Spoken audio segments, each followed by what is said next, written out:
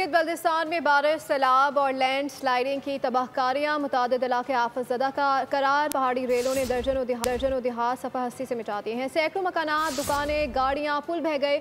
مختلف حادثات میں 9 افراد جاں بحق، 12 سے زائد زخمی ہو گئے۔ شارع بابوسر پر لاپتہ افراد کی تلاش جاری ہے۔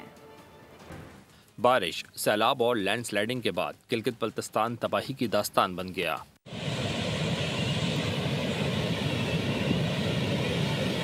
سینکڑوں کنال اراضی کو نقصان پہنچا، باغات برباد، فصلیں بھی سیلاب کی نظر ہو گئیں۔ مختلف حادثات میں اب تک 9 افراد جاں بحق، 12 سے زائد زخمی، متعدد لاپتہ۔ ریسکیو سرچ آپریشن جاری۔ فیری میڈوز میں پھنسے سیاحوں کو بذریعہ ہیلی کاپٹر ریسکیو کیا گیا۔ دیامر میں صورتحال ابتر، گانچھے، غزر، کھرمنگ اور قدوس میں بھی ہر طرف تباہی کے مناظر۔ سینکڑوں مکانات برباد، سڑکیں تباہ، بجلی کا نظام درہم برہم، درجنوں افراد بے گھر۔ حکومت کی جانب سے متاثرین میں خیمے، فوڈ پیکٹس اور دیگر اشیاء تقسیم کی گئیں۔